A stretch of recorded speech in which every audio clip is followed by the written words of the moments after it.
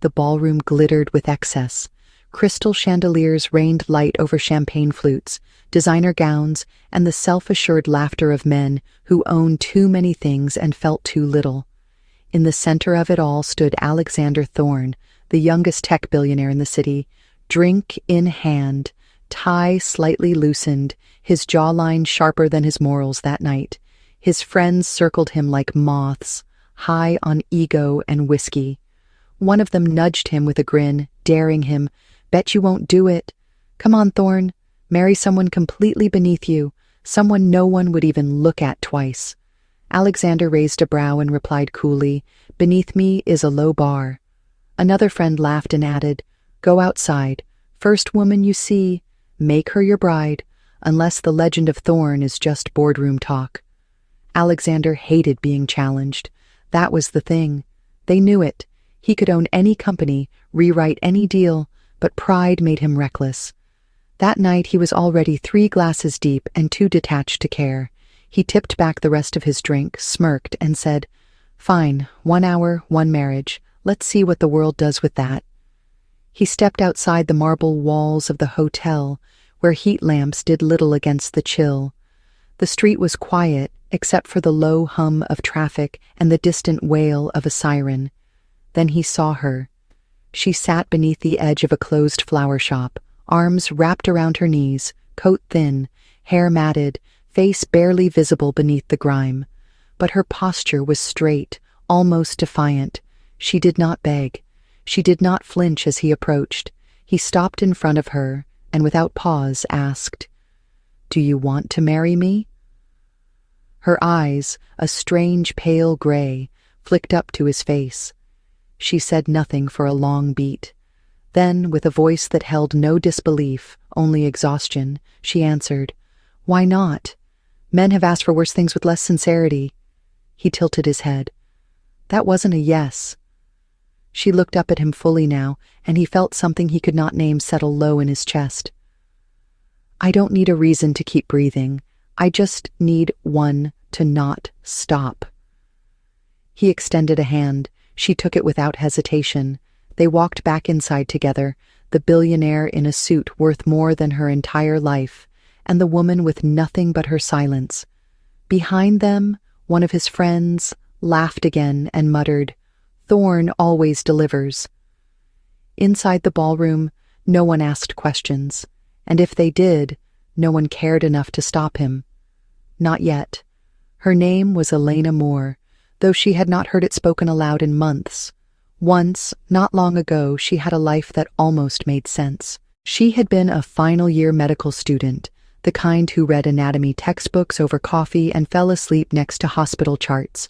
Her mother worked 2 jobs to support her, and her younger brother believed she would someday save lives. She believed it too, until everything fell apart.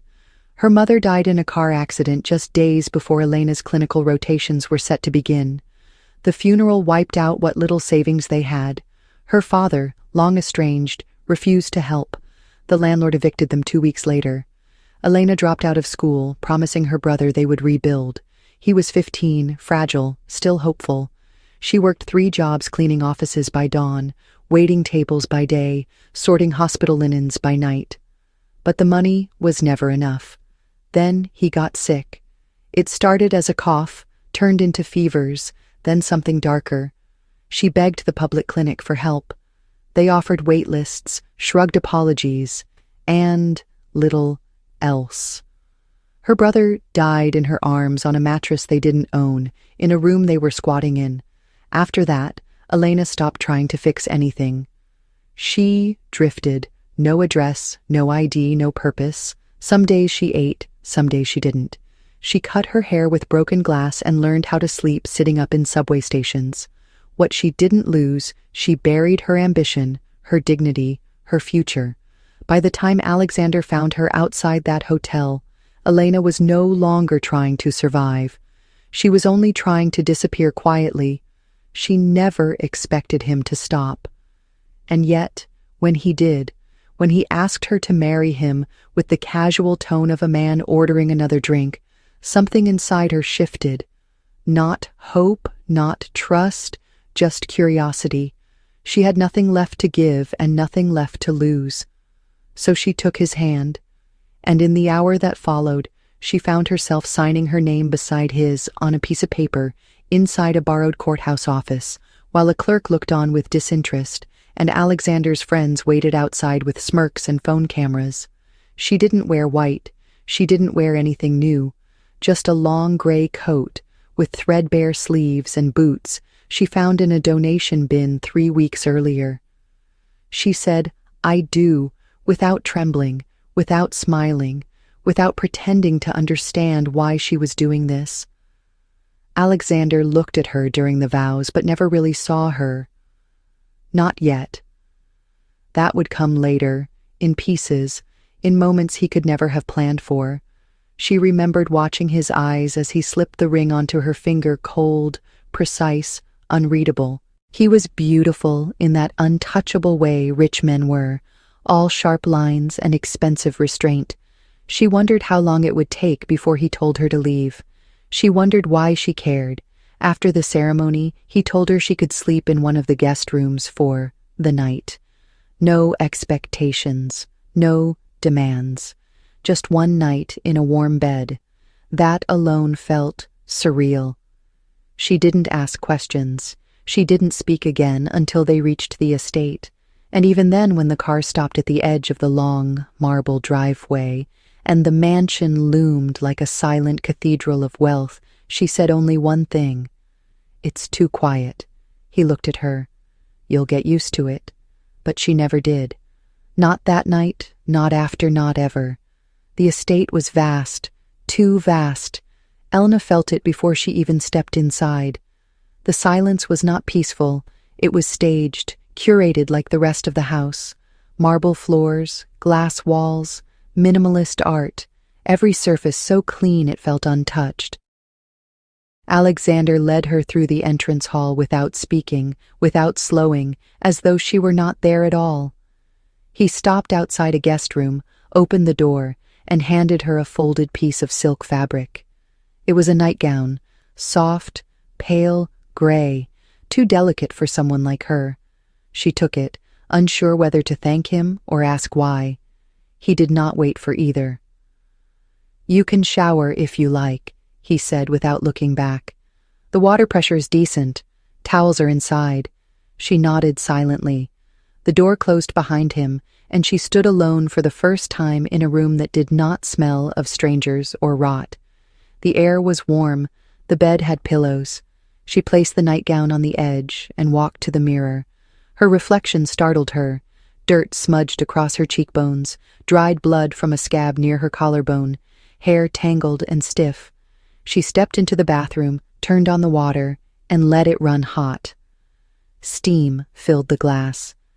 She undressed slowly, not from hesitation, but from unfamiliarity with the act. It had been too long since she had something worth removing. Under the stream, the grime peeled away. Layers of the street dissolved into the drain, revealing scars, bruises, and pale skin that barely remembered softness. She closed her eyes. When she stepped out, wrapped in a towel, the air no longer smelled like mildew or damp skin. It smelled like lavender and linen. She dried her hair with trembling fingers, put on the silk nightgown, and sat on the edge of the bed, unsure if she should sleep in it or beside it. She had spent too many nights sleeping upright, always alert, always ready to run. The softness beneath her was dangerous. It invited rest, trust. She was still sitting there, legs folded beneath her, when the door opened. Alexander entered without knocking, holding something in his hand, a folded hoodie. He stopped when he saw her. She had not yet pulled the blanket over herself. The nightgown clung lightly to her, damp in places, translucent near the hem. Her shoulders were bare. A faded scar traced her collarbone like a forgotten signature. Her hair was slightly damp, curling naturally at the ends, but it wasn't her body that stunned him. It was her stillness, her lack of fear, her lack of shame.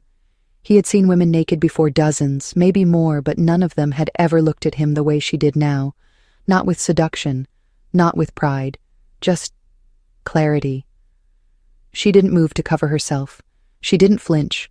She simply looked at him, eyes steady, unblinking. "Did you forget something?" she asked quietly. He blinked. For a second, he did not have words. Then he held out the hoodie. "Thought you might want this, in case it gets cold." She reached out and took it, her fingers brushing his, just for a second. That was all it took. A single touch, and something shifted, not in the air, in him. He turned and walked out without another word, shutting the door a little too softly behind him. In his own room, he poured a drink with shaking hands and stared at the glass long after it was full. She was not what he expected. Not at all. And he hated how much that mattered. Elena did not leave the next morning. Alexander had half expected her to vanish, to take the opportunity for warmth and escape while she could, but when he stepped into the kitchen just after dawn, she was already there. Her back was to him, hair pulled into a low braid, wearing the same hoodie he had given her over one of his old t-shirts. The sleeves swallowed her hands. On the counter sat a steaming mug and a pan of eggs cooking gently on the stove. She glanced over her shoulder when he entered, then turned back without speaking. He crossed the room slowly. "You cook?" She didn't look up. "I used to." "You don't have to." She finally looked at him. "Neither do you, but I'm guessing you still show up at your company." He said nothing, and she slid the eggs onto a plate and pushed it toward him. He ate in silence while she sipped her own tea. The morning passed without drama. She didn't ask for money, didn't ask what came next. She moved through the house, like she had always belonged there, quiet, efficient, unseen, but impossible to ignore. Over the next few days, it continued. She started waking early to clean corners the staff missed. She trimmed dead leaves from the garden, fixed a flickering hallway light, repaired the broken arm of a chair without being asked. She never demanded his time, never sought his approval, but he found himself watching her anyway, at first, from a distance, then, with growing intensity. She read books from his library. She played old jazz records while folding laundry. She stood barefoot in the kitchen with her eyes closed, breathing in the scent of fresh coffee like it meant something. One evening, a storm rolled in, thunder cracked over the hills, and the power flickered once, twice, then died. Elena lit a candle in the hallway and carried it toward the main living room. He found her sitting, cross-legged, on the rug, the flame casting soft shadows over her face. "Scared of storms?" he asked, settling on the sofa behind her. She didn't turn around. Not of storms, just the silence afterward. He hesitated, then got up and retrieved a blanket from the guest room. Without asking, he placed it around her shoulders and sat beside her on the rug. They listened to the rain together. Neither of them spoke for a long time. When the wind howled hard enough to shake the windows, she flinched slightly and leaned into his side. He did not move. He barely breathed. She stayed there for minutes, maybe hours. The candle burned low. Eventually she whispered, "Can I sleep here tonight?" He looked down at her. "On the floor?" She nodded. "I don't like beds during storms." He didn't question it. Instead, he stood, offered his hand, and helped her up. They returned to the guest room, and he sat beside her on the bed while she curled under the blanket. She was trembling slightly. He didn't touch her, but when she reached out and found his hand, he let her take it. They slept like that, hand in hand, fully clothed. The storm raged outside, but inside it was quiet, breath and heartbeat sinking in the dark.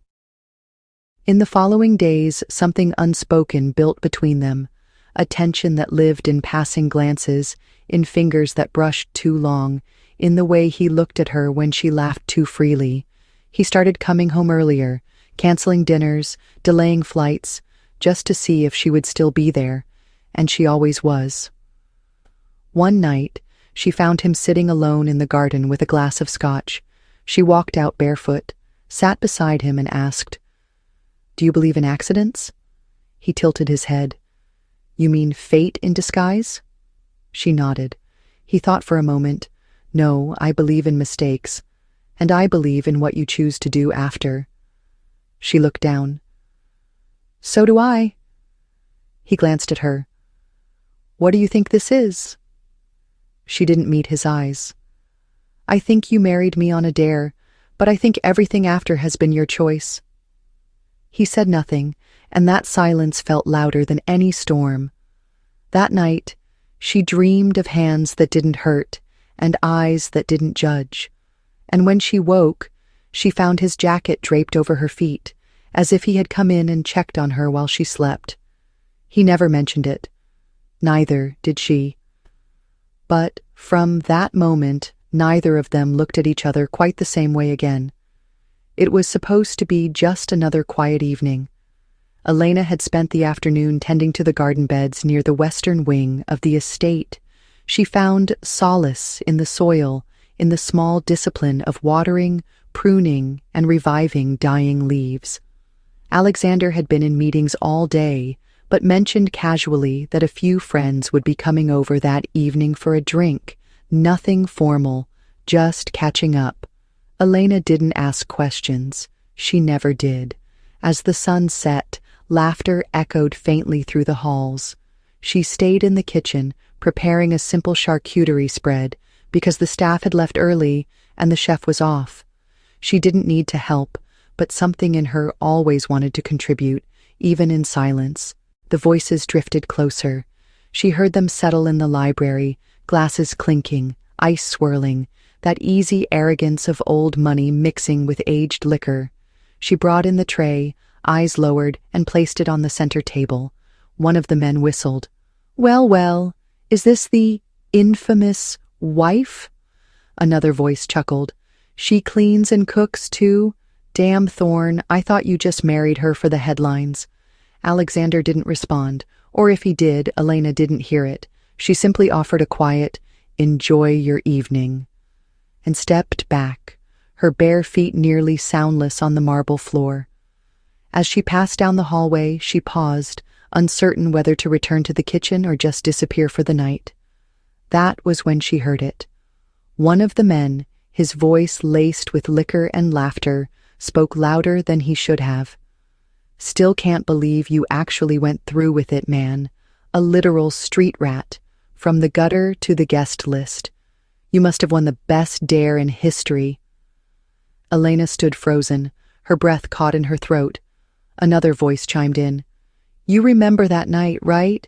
You were hammered, we were joking, and then boom, you walk in with her like it was performance art. I thought you'd dump her the next day." Laughter followed, drunk, careless, cruel. She waited, hoping for Alexander to say something, to defend her, to deny it all. But he didn't. Or if he did, it wasn't soon enough. She couldn't stay any longer. Her legs moved before her mind did. She turned and walked toward the stairs, toward the guest room, her heart thudding against her ribs, her hands numb. She packed silently. One small bag, the nightgown, the hoodie, the ring. She took it off with steady fingers, placed it on the folded pillow, and wrote 3 words on a torn piece of paper beside it. "I remember everything." She left the house through the side door, the same one she had entered through weeks ago. No one saw her, no alarms were triggered. The world outside was colder now, sharper, but she welcomed it, because in that moment, pain felt more honest than silence. She didn't cry, she didn't look back.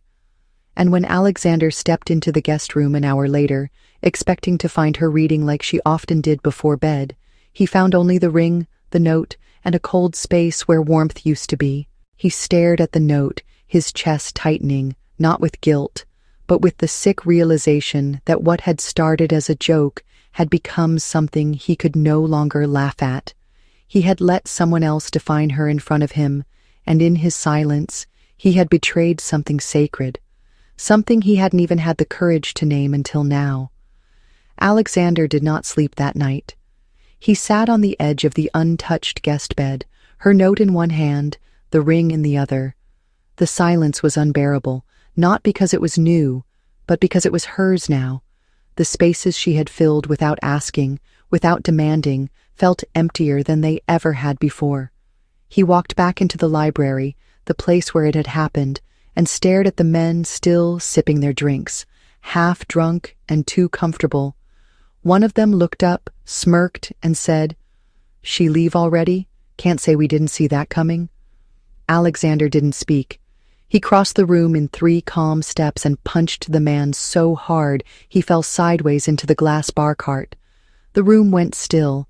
The others jumped up, shocked, but he was already walking out. No apologies, no explanations, only silence. By morning, the entire estate was in motion.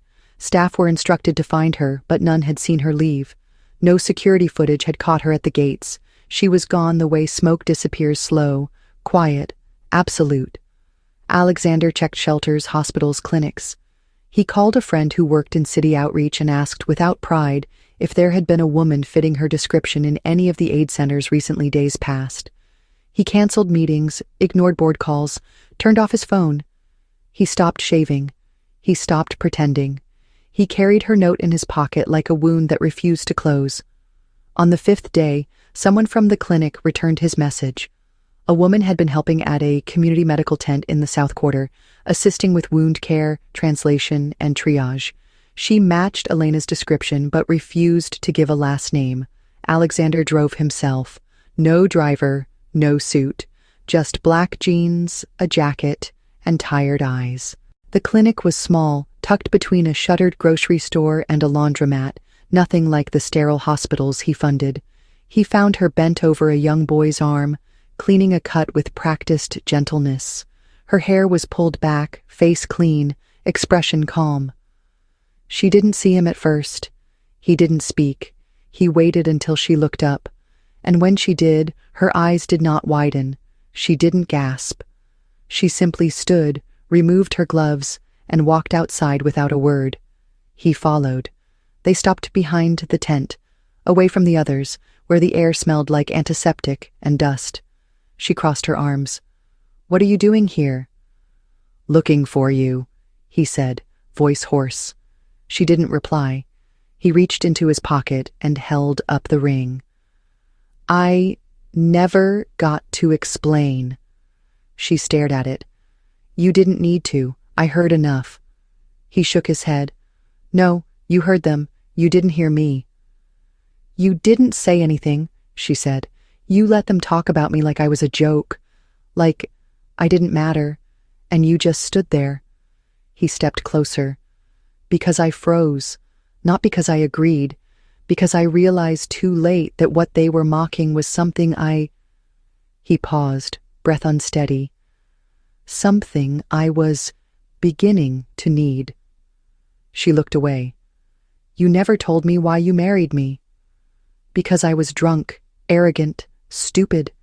She flinched slightly and he added, "But I kept you because something about you made the silence feel less empty, and I fell for you before I even knew it."